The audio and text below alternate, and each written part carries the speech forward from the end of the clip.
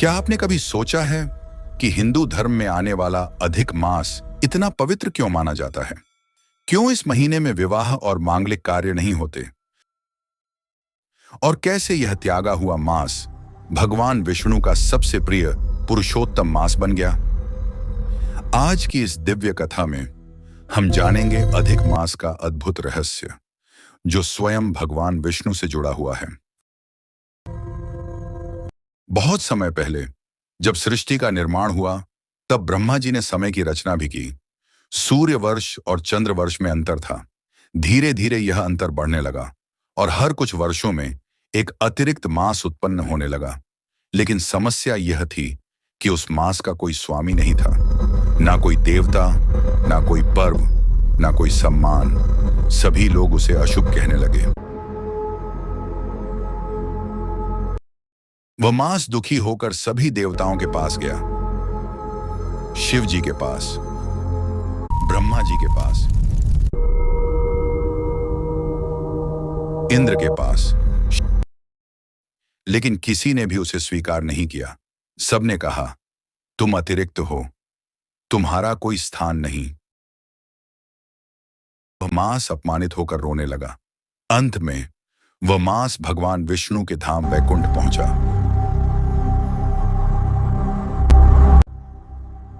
रोते हुए बोला, प्रभु, सभी ने मुझे त्याग दिया।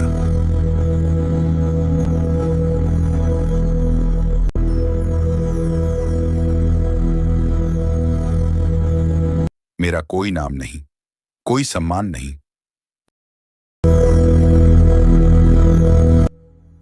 भगवान विष्णु मुस्कुराए। उन्होंने उस दुखी मास को अपने पास बैठाया और बोले, आज से तुम त्यागे हुए नहीं हो। मैं स्वयं तुम्हारा स्वामी बनता हूं।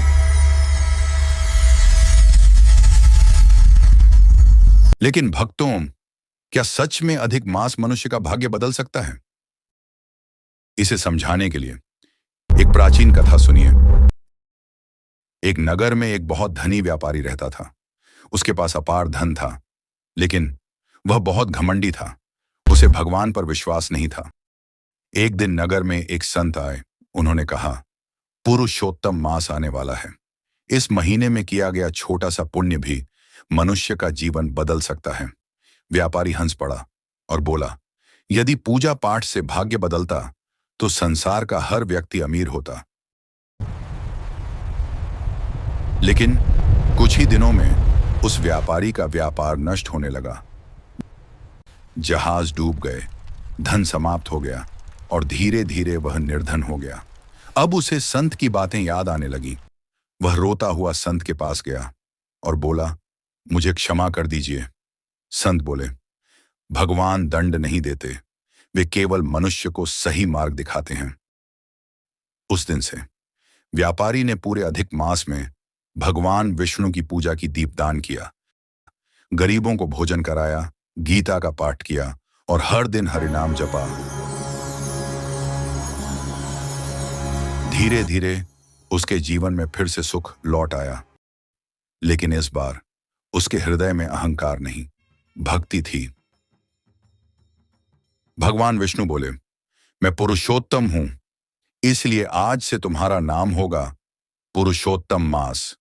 जो भी इस मास में भक्ति करेगा, दान करेगा, जप और पूजा करेगा, उसे कई गुना फल प्राप्त होगा। तभी से अधिक मास सबसे पवित्र महीनों में माना जाने लगा। इस महीने में भगवान विष्णु की पूजा, गीता पाठ, दान, व्रत, तुलसी सेवा, हरिनाम जप बहुत शुभ माना जाता है। कहा जाता है कि इस मास में की गई छोटी भक्ति भी बहुत बड़ा फल देती है। अधिक मास में विवाह, गृह प्रवेश, नए शुभ कार्य करने से बचा जाता है, क्योंकि यह महीना मुख्य रूप से भक्ति और साधना का माना गया है।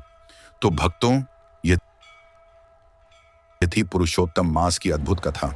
एक ऐसा मास जिसे संसार ने ठुकरा दिया, लेकिन भगवान विष्णु ने उसे सबसे श्रेष्ठ बना दिया। यही हमें सिखाता है कि जिसे संसार छोड़ देता है, भगवान उसे भी महान बना सकते हैं। अगर आपको यह दिव्य कथा पसंद आई हो तो वीडियो को लाइक करें और चैनल को सब्सक्राइब जरूर करें। जय श्री हरि।